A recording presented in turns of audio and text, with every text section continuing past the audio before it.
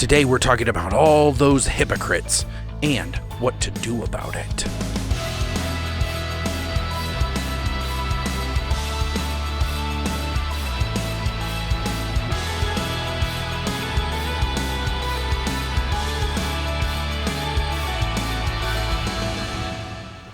I'm Jared, and thank you so much for hanging out with me today.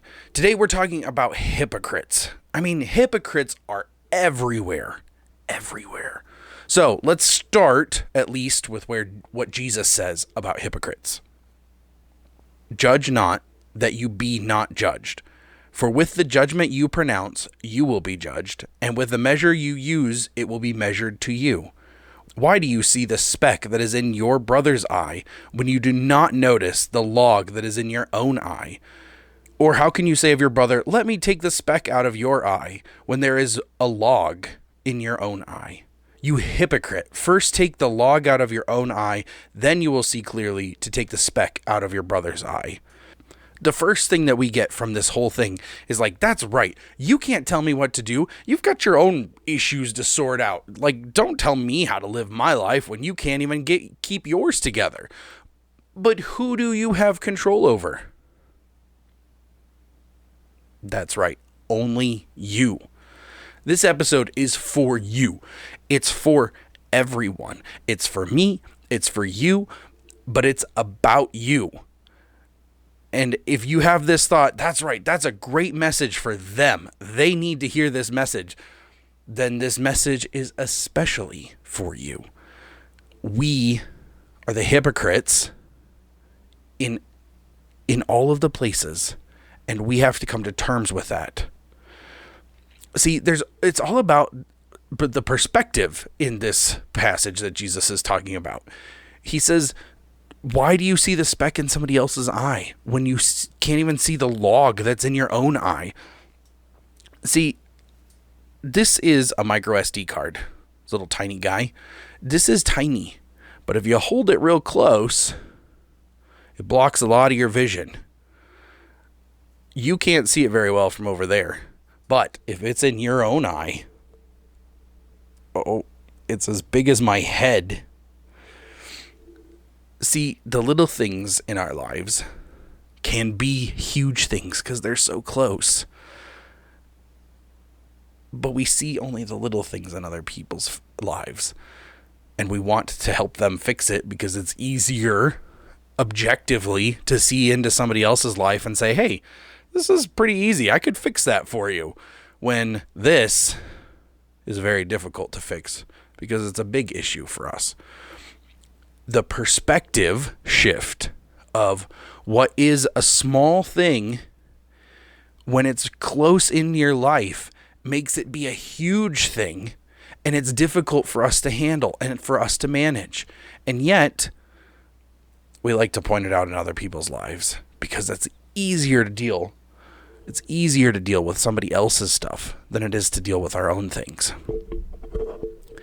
But that's why we're the body of Christ, and we're here to help each other walk through those things. That's what we need to be leaning on other people to help us unpack and take the big log out of our eye.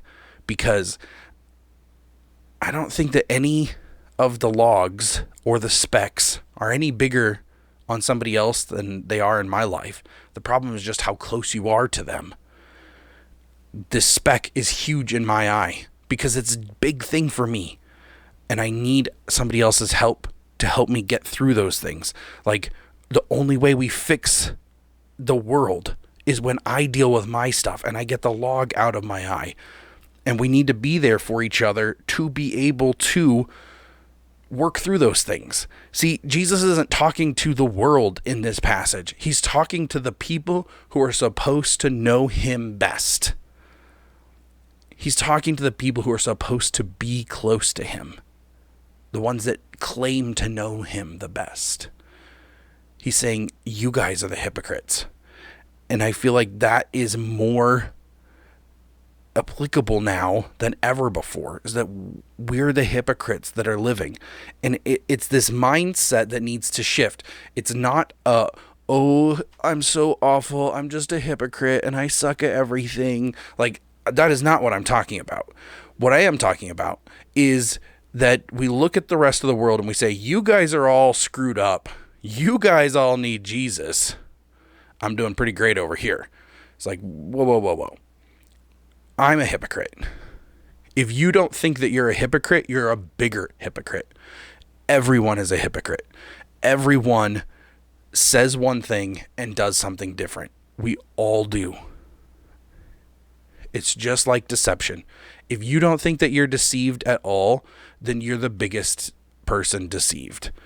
Like, we all have deception in our lives, and we're all supposed to be there and encourage each other to the lifting up and the building up of the whole body into the full nature and the full stature of Christ, so that we all look like Jesus. And that's what we're all here for. But we can't do that when everybody else is pointing at everybody else saying, you're the one that's messed up. You're the one that needs to be fixed. You're the hypocrite, not me.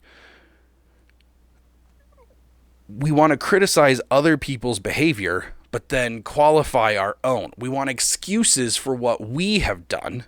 Oh, well, I only did that because, well, if you knew what happened in my life, then you would understand why I did that. We want to call other people out for what they've done in their lives and the choices that they've made that have impacted our lives. But when we make decisions that impact other people's lives, well, we weren't meaning to. That wasn't our intention. That's not how we wanted to do things. That's, well, if you knew my backstory, if you understood how my father treated me, or if you understood how, like, I lost everything because of a fire, or we want to put all of these excuses and all of these qualifiers on all of the reasons why our behavior should be excused. But then we want to give none of that for other people. That's a hypocrite. And that is all of us. Jesus says in Mark 7:14 through 23, and he called the people to him again and said to them, hear me, all of you, and understand. There is nothing outside a person that going into him can defile him, but the things that come out of a person are what defile him. And when he had entered the house and left the people, the disciples asked him about the parable. And he said to them, then are you also without understanding? Do you not see that whatever goes into a person from the outside can't defile him, since it enters not into his heart, but into his stomach, and then is expelled? Thus he declared all foods clean. And he said, what comes out of a person is what defiles him. From within, out of the heart of a man, comes evil thoughts, sexual immorality, theft, murder, adultery, coveting, wickedness, deceit, sensuality, envy, slander, pride, foolishness. All these evil things come from within, and they defile a person. We have this thought that only the things outside of me are what cause me to struggle and to be defiling in my own life, that it's them out there that are attacking me, and they are the ones who are destroying the church. They are the ones who are ruining everything. And yet this passage right here says it is not the external pressures, but it's from what is in our hearts that come out of ourselves that defile us. We are the results of our own hypocrisy. We are the ones that are generating the evil in our own life. And I know, again, on the outliers, there are people out there that have been massively defiled by other people that have come in, that have been external circumstances. And I'm not belittling that at all. But what Jesus is pointing out here is that for a huge majority of people, the biggest issue in people's lives is what comes out of their own heart. That's what messes with a person. That's why people need grace. It's nothing to do with the external pressures that are being put on you. It has to do with what is in your heart. What have you stored in your heart? What have you filled up in you? What have you spent all your time on? That is what defiles you, not the external. I went to a men's conference last year, and the entire weekend, it was devoted to all of those people out there are making our lives awful and terrible, and they're ruining the church. And I was so disappointed in that, because This passage right here talks about it's inside me that I need to change, and I can't control them. I can only control me. I have to make the decision that I'm the one that's messed up. What defiles me comes out of me, and I need to clean that up. I need to deal with the log in my own eye before I can help anyone else. We get that backwards, and it has to be about what we are going to do in our own lives, not how they need to fix their lives. I most assuredly am not going to be 100% right all the time. Like, I am going to screw some things up. I'm going to have intentions for good things, and then everything that I do actually affected the bad. That is going to happen. And that's part of what makes me the hypocrite, is that I can say these things and then not live them. Although I'm trying to make sure that this is the most authentic that I can be. And even this week, my wife called me out on some stuff that I was complaining about other people, and I wasn't being that. I wasn't looking for the good in those things. And I'm just sitting here whining about other people's stuff. Like, it happened even this week. It's everywhere. We are the hypocrites that need to be fixed, not them. It's me. It's you. That's the only thing that we can say is when we talk about hypocrites, it should never be about them. It should be about me. That is how we talk about hypocrites. It should always be pointed back at ourselves. This is for the whole world, but nothing in this world changes until I work on me. I have to change my heart. The world change starts with me acknowledging that I am lost, that I need grace, that I am incomplete without Jesus. That's how the world changes. We cannot change the world by telling them that they need to fix their lives. We cannot change the world by telling them this is how you got to live and then the world will be better. It will never change that way. That's behavioral modification, and it will not fix anything. The only way that the world changes is when I say, I'm messed up, I need Jesus, and then I need to walk that out. Everyone has their battles, and you don't know everything about that person. The only way to truly know what that person is going through is to get to know that person, is to get to know their story, which requires a relationship. It requires you getting your hands dirty and being in their life. It requires spending time with that person to understand their story. This is the only way to bridge the gap of just judging on somebody, which at the very first passage that I read, it starts off with don't judge people. Do not judge people, because what you judge other people by is what you're going to be judged by. How many things in our lives do we hate that other people do? And it's because it reminds us of ourselves, because that's what we do. And on a subconscious level, we don't even recognize that that's what we're doing. But we see it in other people and it irritates us because it just reminds us of ourselves. And we have to flip that. We have to stop that process. It can't be about them anymore. It has to be about us. I found this quote online by Allison Ars.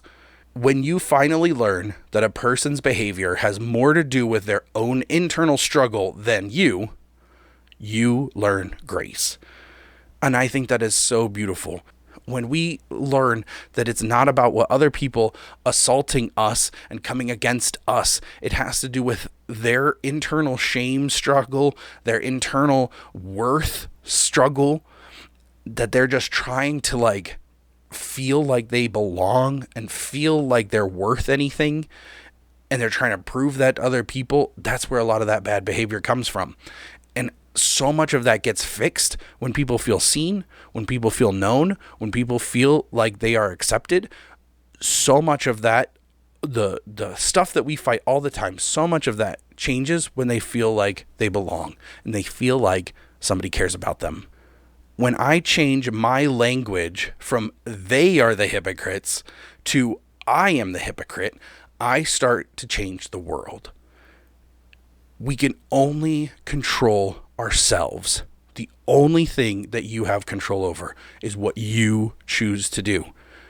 You are the only hypocrite that can stop being a hypocrite. And the only change that you can affect is you. So we have to work through the junk in our own heart. Jesus said, deal with the log in your own eye. We have to deal with our own junk and start clearing some stuff out. We have to go through the process of getting rid of the junk. It has to be done. We have to lead by example. That's the only way that you deal with hypocrites on the outside. All the other people in the world is that you have to lead by example. You have to show them the right path. And the way that you do that is not by telling them what path to get on. You have to walk that path out.